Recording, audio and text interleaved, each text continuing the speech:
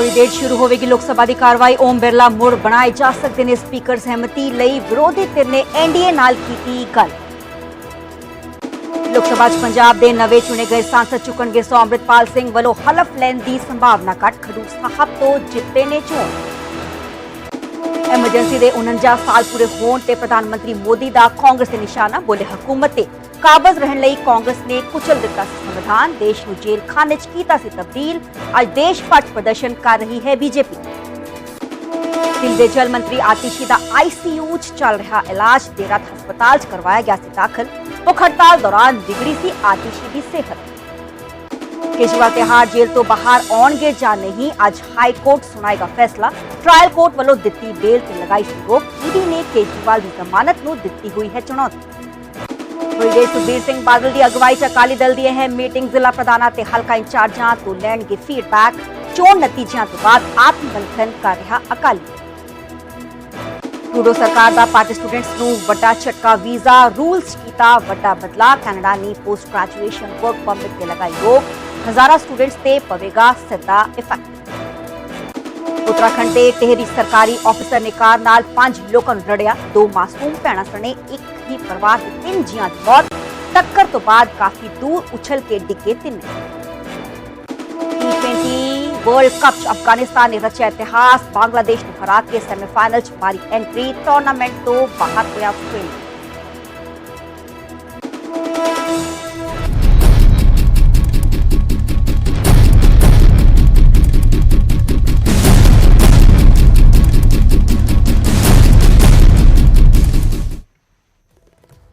सत श्री अकाल जी, मैं हां सरबजोत कौर। न्यूज़ 18 पंजाब हरियाणा देख रहे सारे दर्शकों का स्वागत है। बुलेटिन की शुरुआत करते गल करांगे 18वीं लोकसभा जो कि कल तो ही शुरू हो चुकी है। अज 18वीं लोकसभा के सैशन का दूजा दिन है। लोकसभा स्पीकर को लेकर बड़ी खबर साझी कर रहे हैं। दोबारा स्पीकर बनाए जाएंगे ओम बिरला। सोर्सेज वाल तो बड़ी खबर का जिक्र कर रहे हैं। एनडीए तो ओम बिरला होंगे स्पीकर के उम्मीदवार कैंडिडेट होंगे। ओम बिरला संसद पहुंच चुके ने ते संसद भवन च पीएम नरेंद्र मोदी की अगवाई च मीटिंग चल रही है ते मीटिंग च बिरला भी शामिल है। लोकसभा स्पीकर लेके एनडीए ने विरोधी धिर दे नाल गलबात भी की। स्पीकर के नां ते सहमति बनाउण लई गलबात की जा रही है ते थोड़ी ही देर स्पीकर की नामजदगी भी होगी। इनफैक्ट 12 बजे तक नाम देना होगा। हालांकि राजनाथ सिंह ते किरण रिजिजू की ड्यूटी लगाई गई है कि इंडिया ब्लॉक के नाल मीटिंग करन। ते खबर आ भी निकल के सामने आ रही है कि बार्गेनिंग की जा रही है।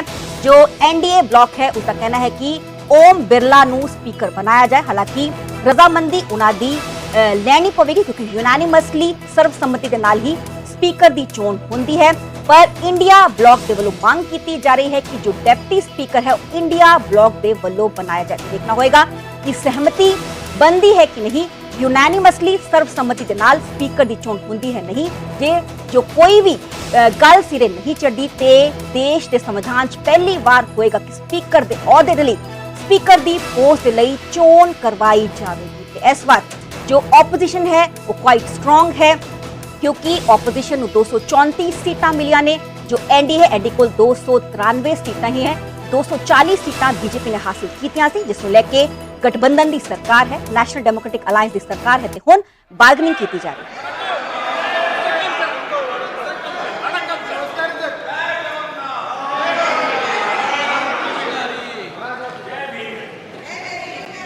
Honorable members, 262 members have taken oath affirmation yesterday.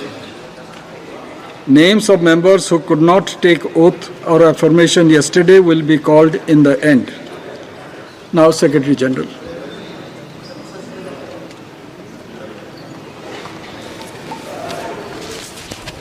Maharashtra advocate Goval Kagda Padvi.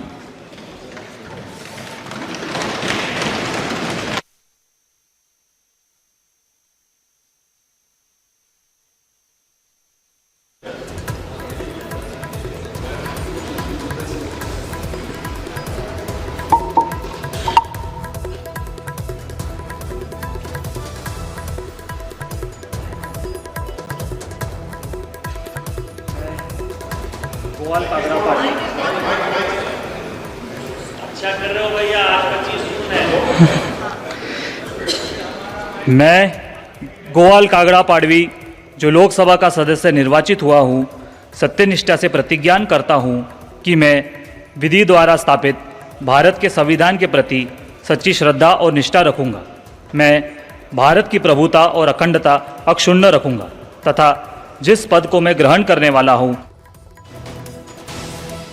करें दोबारा स्पीकर बनेंगे। Speaker of Lok Sabha Delhi candidate का नाम जो है वो फाइनल हो चुका है। ओम बिरला दिल्ली सर्वसम्मति नाल यानी कि यूनैनिमसली नाम जो है अगे दिता गया है।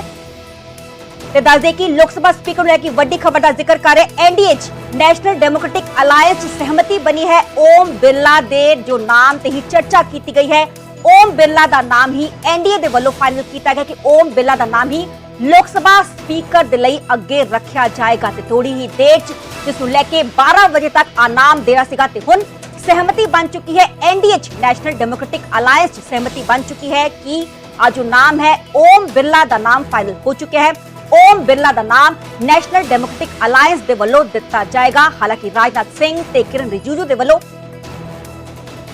इंडिया ब्लॉक दे वल्लों जो है गलबात की जाएगी ते हुण वेखना होएगा कि इंडिया ब्लॉक दे वल्लों भी कोई कैंडिडेट खड़ा किया जा सकता है या नहीं। हालांकि जैसे देखिए तो यूनैनिमसली सर्वसम्मति दे नाल जो है फैसला लिया जाता है तो संभावना काफी बड़ी है कि इंडिया ब्लॉक दे वल्लों भी अपना कैंडिडेट ऐलानिया जा सकता है।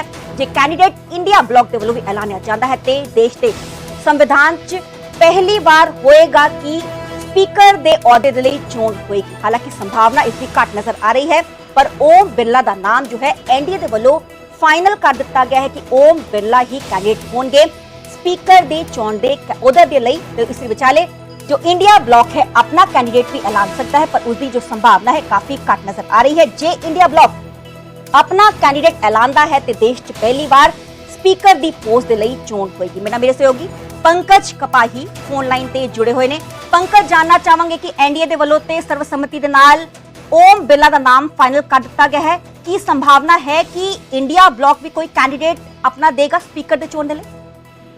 देखो अजे इंडिया अलायंस ने तय ही नहीं किया अजे उन्हां दी वख जिहड़ियां पार्टियां ने कि किस नूं अगे नाम जिहड़ा वा रखिया जावे। लेकिन एनडीए दे वल्लों इस वेले ओम बिरला का नाम अगे रखिया। इस वेले प्रधानमंत्री नरेंद्र मोदी मुलाकात भी ओम बिरला होरां दे नाल कर रहे ने और लगभग ओम बिरला का जिहड़ा स्पीकर बनना तय मन्निया जा रहा है क्योंकि एनडीए की सारी जिहड़ियां पार्टियां ने उन्होंने इस दे उत्ते सहमति जताई है और उस तो बाद प्रधानमंत्री नरेंद्र मोदी जिहड़े ने वो इस वेले ओम बिरला दे नाल मुलाकात पार्लीमेंट दे विच कर रहे ने। थोड़ी देर बाद इसका ऐलान भी हो जाएगा और क्योंकि ओम बिरला दे कोल तजर्बा भी है जिहड़ी पिछली 2019 तो 2024 के दौरान एनडीए की गवर्नमेंट सीगी उस वेले भी लोक सभा के स्पीकर जिहड़े ने ओम बिरला रह चुके ने। तो एक बार फिर उन्हां दा स्पीकर बनना जिहड़ा लगभग तय इंडिया ब्लॉक इस गल नाल सहमत होएगा। देखो इंडिया ब्लॉक के वल्लों अजे तक कोई भी रिएक्शन जिहड़ा सामने नहीं आया। हालांकि कि प्रधानमंत्री ने कहा है कि ऑपोजिशन को कंस्ट्रक्टिवली सरकार के साथ कोऑपरेट करना चाहिए। ऑपोजिशन ने क्लियरली कहा है। राजनाथ सिंह जी का खारगे जी को फोन आया। राजनाथ सिंह जी ने खारगे जी से कहा देखिए आप हमारे स्पीकर को सपोर्ट कीजिए। ऑपोजिशन पूरी ऑपोजिशन ने कहा है, हमने सब के सब से बात की है, पूरे ऑपोजिशन ने कहा है कि हम स्पीकर को सपोर्ट करेंगे मगर कन्वेंशन ये है कि डेप्यूटी स्पीकर ऑपोजिशन को मिलना चाहिए। राजनाथ सिंह जी ने कल शाम कहा था कि वो खारगे जी को कॉल रिटर्न करेंगे। अभी तक राजनाथ सिंह जी ने खारगे जी का कॉल रिटर्न नहीं किया है।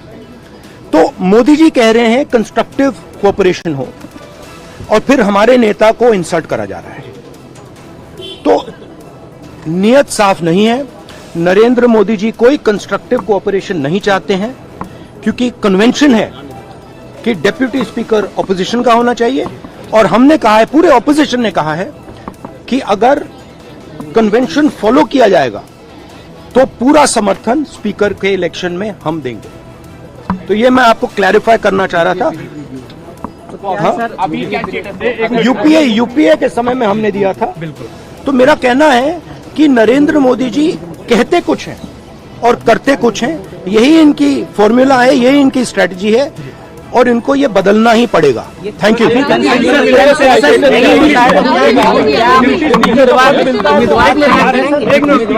देखिए इशू क्या है कि पूरा देश जानता है कि प्रधानमंत्री के शब्दों का कोई मतलब नहीं है। प्रधानमंत्री कहते हैं कोऑपरेशन होनी चाहिए, सबको मिलकर काम करना चाहिए, बाहर वो कहते हैं और अंदर कुछ और करते हैं। और हमारे लीडर को कहा गया कि कॉल रिटर्न होगा, अभी तक कॉल रिटर्न नहीं हुआ है। धन्यवाद।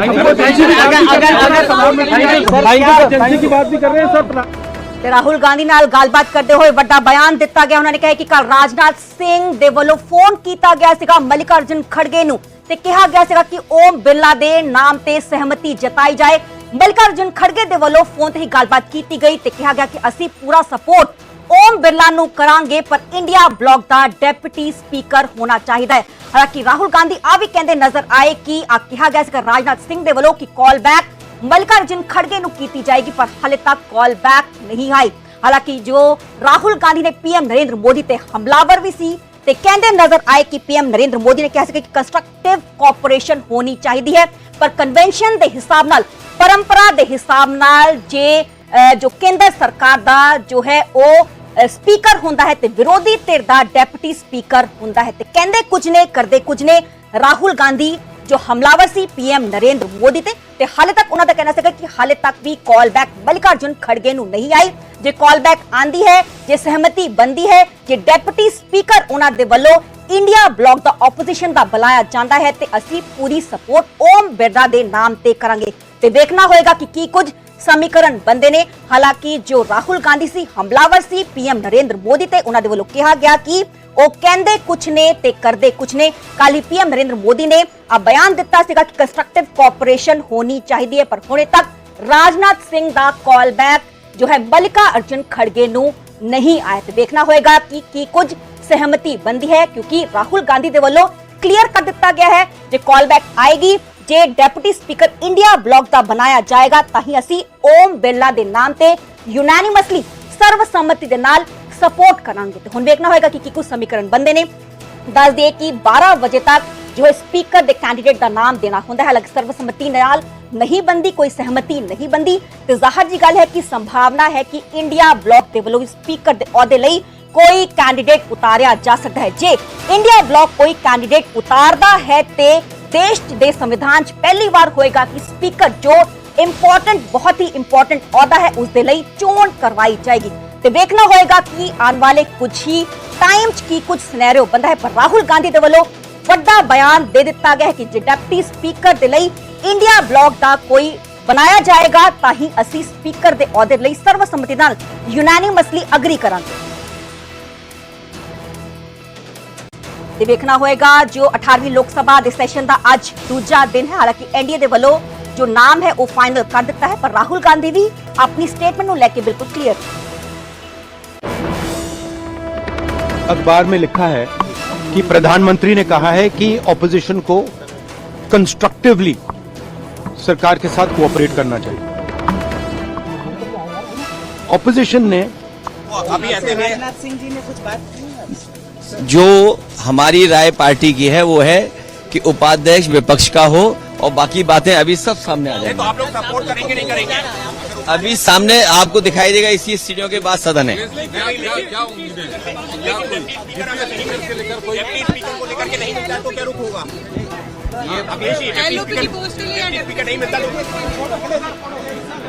फिलहाल अखिलेश यादव जिनका एक अखबार में लिखा है कि प्रधानमंत्री ने कहा है कि ऑपोजिशन को कंस्ट्रक्टिवली सरकार के साथ कोऑपरेट करना चाहिए। ऑपोजिशन ने क्लियरली कहा है, राजनाथ सिंह जी का खड़गे जी को फोन आया, राजनाथ सिंह जी ने खड़गे जी से कहा देखिए आप हमारे स्पीकर को सपोर्ट कीजिए। ऑपोजिशन पूरी ऑपोजिशन ने कहा है, हमने सब के सब से बात की है, पूरे ऑपोजिशन ने कहा है कि हम स्पीकर को सपोर्ट करेंगे मगर कन्वेंशन ये है कि डेप्यूटी स्पीकर ऑपोजिशन को मिलना चाहिए। राजनाथ सिंह जी ने कल शाम कहा था कि वो खारगे जी को कॉल रिटर्न करेंगे। अभी तक राजनाथ सिंह जी ने खारगे जी का कॉल रिटर्न नहीं किया है। तो मोदी जी कह रहे हैं कंस्ट्रक्टिव कोऑपरेशन हो, और फिर हमारे नेता को इंसल्ट करा जा रहा है। तो नियत साफ नहीं है। नरेंद्र मोदी जी कोई कंस्ट्रक्टिव कोऑपरेशन नहीं चाहते हैं, क्योंकि कन्वेंशन है कि डिप्टी स्पीकर ऑपोजिशन का होना चाहिए, और हमने कहा है, पूरे ऑपोजिशन ने कहा है कि अगर कन्वेंशन फॉलो किया जाएगा तो पूरा समर्थन स्पीकर के इलेक्शन में हम देंगे। तो ये मैं आपको क्लैरिफाई करना चाह रहा था। हाँ? यूपीए के समय में हमने दिया था। तो मेरा कहना है कि नरेंद्र मोदी जी कहते कुछ हैं और करते कुछ हैं। यही इनकी फॉर्मूला है, यही इनकी स्ट्रेटजी है, और इनको ये बदलना ही पड़ेगा। ਤੇ ਮੇਰੇ ਸਹਿਯੋਗੀ ਪੰਕਜ ਕਪਾਹੀ ਫੋਨ ਲਾਈਨ ਤੇ ਜੁੜੇ ਹੋਏ ਨੇ। ਪੰਕਜ, ਰਾਹੁਲ ਗਾਂਧੀ ਦੇ ਵੱਲੋਂ ਕਲੀਅਰ ਕੱਟ ਕਹਿ ਦਿੱਤਾ ਗਿਆ ਹੈ ਕਿ ਜੇ ਡਿਪਟੀ ਸਪੀਕਰ ਇੰਡੀਆ ਬਲੌਕ ਦਾ ਬਣੇਗਾ ਤਾਂ ਹੀ ਅਸੀਂ ਓਮ ਬਿਰਲਾ ਨੂੰ ਸਹਿਮਤੀ ਦੇਵਾਂਗੇ, ਸਮਰਥਨ ਦੇਵਾਂਗੇ। ਹਾਲਾਂਕਿ ਉਹਨਾਂ ਨੇ ਕਨਵੈਨਸ਼ਨ ਯਾਨੀ ਕਿ ਪਰੰਪਰਾ ਦਾ ਵੀ ਜ਼ਿਕਰ ਕੀਤਾ। देखो, क्योंकि राजनाथ सिंह होरां दी जिम्मेवारी जिहड़ी ਉਹ ਲਗਾਈ ਸੀ ਕਿ ਇੰਡੀਆ ਅਲਾਈਅੰਸ ਦੇ ਨਾਲ ਗੱਲਬਾਤ ਕੀਤੀ ਜਾਵੇ, ਔਰ ਕੱਲ ਸ਼ਾਮ ਨੂੰ ਰਾਜਨਾਥ ਸਿੰਘ ਹੋਰਾਂ ਨੇ ਗੱਲਬਾਤ ਕੀਤੀ ਔਰ ਇਹ ਕਿਹਾ ਕਿ ਓਮ ਬਿਰਲਾ ਹੋਰਾਂ ਨੂੰ ਸਪੀਕਰ ਜਿਹੜਾ ਵੈ ਉਹ ਬਣਾਉਣਾ ਚਾਹੀਦਾ। ਤਾਂ ਉਸ ਵੇਲੇ ਮਲਕਾਰਜਨ ਖੜਗੇ ਜਿਹੜੇ ਕਾਂਗਰਸ ਦੇ ਪ੍ਰਧਾਨ ਨੇ, ਉਹਨਾਂ ਨੇ ਕਿਹਾ ਕਿ ਜੇਕਰ ਤੁਸੀਂ ਡਿਪਟੀ ਸਪੀਕਰ ਇੰਡੀਆ ਅਲਾਈਅੰਸ ਦਾ ਬਣਾਉਂਦੇ ਹੋ ਤਾਂ ਅਸੀਂ ਪੂਰੀ ਹਮਾਇਤ ਕਰਾਂਗੇ। ਤਾਂ ਉਸ ਤੋਂ ਬਾਅਦ ਗੱਲਬਾਤ ਜਿਹੜੀ ਹੈ ਉਹ ਨਹੀਂ ਹੋ ਸਕੀ ਹੈ ਐਨਡੀਏ ਦੇ ਨਾਲ ਜਾਂ ਰਾਜਨਾਥ ਸਿੰਘ ਹੋਰਾਂ ਦੇ ਨਾਲ, ਇੰਡੀਆ ਅਲਾਈਅੰਸ ਦੇ, ਜਾਂ ਫਿਰ ਇਹ ਕਹੀਏ ਕਾਂਗਰਸ ਦੇ ਪ੍ਰਧਾਨ ਦੀ। ਤਾਂ ਹੁਣ ਇਹ ਵੇਖਣ ਵਾਲੀ ਗੱਲ ਹੋਏਗੀ ਕਿ ਕੀ ਇਸ ਗੱਲ ਨੂੰ ਲੈ ਕੇ ਐਨਡੀਏ ਅਲਾਈਅੰਸ ਸਹਿਮਤ ਹੁੰਦਾ ਹੈ ਕਿ ਡਿਪਟੀ ਸਪੀਕਰ ਇੰਡੀਆ ਅਲਾਈਅੰਸ ਦਾ ਹੋਏਗਾ। ਜੇਕਰ ਸਹਿਮਤ ਨਹੀਂ ਹੁੰਦਾ ਤਾਂ ਫਿਰ ਇੰਡੀਆ ਅਲਾਈਅੰਸ ਸਪੋਰਟ ਕਰਨ ਤੋਂ ਸਿੱਧੇ ਤੌਰ ਤੇ ਮਨਾ ਕਰ ਰਿਹਾ ਹੈ। ਪੰਕਜ, ਹੋਰ ਕੀ ਕੁਝ ਬਾਰਗੇਨਿੰਗ ਕੀਤੀ ਜਾ ਸਕਦੀ ਹੈ ਇੰਡੀਆ ਬਲੌਕ ਦੇ ਵੱਲੋਂ, ਜੇ ਅਸੀਂ ਗੱਲ ਕਰੀਏ? ਦੇਖੋ, ਇਸ ਵੇਲੇ ਬਾਰਗੇਨਿੰਗ ਦੀ ਜ਼ਿਆਦਾ ਸਕੋਪ ਨਜ਼ਰ ਨਹੀਂ ਆਉਂਦੀ, ਕਿਉਂਕਿ ਬਾਰਗੇਨਿੰਗ ਦੇ ਵਿੱਚ ਹੀ ਇਹ ਪ੍ਰਪੋਜ਼ਲ ਰੱਖਿਆ ਗਿਆ ਹੈ ਕਿ ਸਪੀਕਰ ਤੇ ਅਸੀਂ ਸਹਿਮਤ ਹੋ ਜਾਂਦੇ ਹਾਂ, ਡਿਪਟੀ ਸਪੀਕਰ ਦਾ ਜਿਹੜਾ ਨਾਮ ਇੰਡੀਆ ਅਲਾਈਅੰਸ ਦੇਗਾ ਉਸ ਤੇ ਐਨਡੀਏ ਸਹਿਮਤ ਹੋ ਜਾਏ। ਬਾਰਗੇਨਿੰਗ ਦਾ ਪ੍ਰਪੋਜ਼ਲ ਹੀ ਜਿਹੜਾ ਉਹ ਸਾਹਮਣੇ ਰੱਖਿਆ ਗਿਆ, ਔਰ ਅਜਿਹੇ ਚ ਪ੍ਰਧਾਨ ਮੰਤਰੀ ਇਸ ਵੇਲੇ ਓਮ ਬਿਰਲਾ ਦੇ ਨਾਲ ਮੁਲਾਕਾਤ ਪਾਰਲੀਮੈਂਟ ਦੇ ਵਿੱਚ ਕਰ ਰਹੇ ਨੇ। ਉਹਨਾਂ ਨੇ ਨਾਮ ਜਿਹੜਾ ਉਹ ਆਲਮੋਸਟ ਫਾਈਨਲ ਕਰ ਦਿੱਤਾ ਵਾ, ਔਰ ਹੁਣ ਇਹ ਦੇਖਣ ਵਾਲੀ ਗੱਲ ਹੋਏਗੀ ਕਿ ਡਿਪਟੀ ਸਪੀਕਰ ਦੇ ਨਾਮ ਨੂੰ ਲੈ ਕੇ ਕੀ ਐਨਡੀਏ ਤਿਆਰ ਹੁੰਦਾ ਹੈ ਕਿ ਇੰਡੀਆ ਅਲਾਈਅੰਸ ਦਾ ਸਪੀਕਰ ਹੋਵੇ, ਕਿਉਂਕਿ ਇਹ ਦੋਵੇਂ ਅਹੁਦੇ ਪਾਰਲੀਮੈਂਟ ਦੇ ਵਿੱਚ ਬੇਹੱਦ ਅਹਿਮ ਹੁੰਦੇ ਨੇ। ਇਸ ਕਰਕੇ ਵੀ ਅਹਿਮ ਹੁੰਦੇ ਨੇ ਜਦੋਂ ਕੋਈ ਪ੍ਰਸਤਾਵ ਲਿਆਉਣਾ ਹੁੰਦਾ ਹੈ ਜਾਂ ਕਿਸੇ ਦੇ ਉੱਤੇ ਕੋਈ ਕਾਰਵਾਈ ਕਰਨੀ ਹੁੰਦੀ ਹੈ, ਕਿ ਜਦੋਂ ਕੋਈ ਪ੍ਰੋਟੋਕੋਲ ਤੋੜਿਆ ਜਾਂਦਾ ਹੈ, ਤਾਂ ਇਹਨਾਂ ਦੋਵਾਂ ਅਹੁਦਿਆਂ ਦੀ ਸਭ ਤੋਂ ਜ਼ਿਆਦਾ ਵੱਡੀ ਭੂਮਿਕਾ ਜਿਹੜੀ ਉਹ ਸਪੀਕਰ, ਡਿਪਟੀ ਸਪੀਕਰ ਦੀ ਰਹਿੰਦੀ ਹੈ।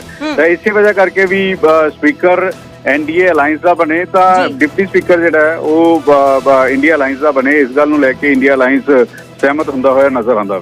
ਜੀ ਬਹੁਤ ਬਹੁਤ ਸ਼ੁਕਰੀਆ ਪੰਕਜ, ਸਾਨੂੰ तमाम ਜਾਣਕਾਰੀ ਦੇਣ ਲਈ। ਤੇ ਵੇਖਣਾ ਹੋਏਗਾ ਕਿ ਕੀ ਕੁਝ ਸਿਨੈਰੀਓ ਲੋਕ ਸਭਾ ਦੇ ਅੰਦਰ ਬਣਦਾ ਹੈ। ਹਾਲਾਂਕਿ ਜੋ ਇੰਡੀਆ ਗਠਬੰਧਨ ਹੈ ਬਿਲਕੁਲ ਹੀ ਕਲੀਅਰ ਹੈ। ਰਾਹੁਲ ਗਾਂਧੀ ਦੇ ਵੱਲੋਂ ਇੱਕ ਵੱਡਾ ਬਿਆਨ, ਇੱਕ ਵੱਡੀ ਸਟੇਟਮੈਂਟ ਦਿੱਤੀ ਗਈ। ਕਲੀਅਰ ਕੱਟ ਕਹਿ ਦਿੱਤਾ ਗਿਆ ਹੈ ਕਿ ਜੇ ਇੰਡੀਆ ਬਲੌਕ ਦਾ ਡਿਪਟੀ ਸਪੀਕਰ ਹੋਏਗਾ ਤਾਂ ਹੀ ਅਸੀਂ ਓਮ ਬਿਰਲਾ ਨੂੰ ਆਪਣਾ ਸਮਰਥਨ ਦੇਵਾਂਗੇ। अखबार में लिखा है कि प्रधानमंत्री ने कहा है कि ऑपोजिशन को कंस्ट्रक्टिवली सरकार के साथ कोऑपरेट करना चाहिए। ऑपोजिशन ने क्लियरली कहा है, राजनाथ सिंह जी का खारगे जी को फोन आया, राजनाथ सिंह जी ने खारगे जी से कहा देखिए आप हमारे स्पीकर को सपोर्ट कीजिए। ऑपोजिशन, पूरी ऑपोजिशन ने कहा है, हमने सब के सब से बात की है, पूरे ऑपोजिशन ने कहा है कि हम स्पीकर को सपोर्ट करेंगे, मगर कन्वेंशन ये है कि डेप्यूटी स्पीकर ऑपोजिशन को मिलना चाहिए। राजनाथ सिंह जी ने कल शाम कहा था कि वो खारगे जी को कॉल रिटर्न करेंगे।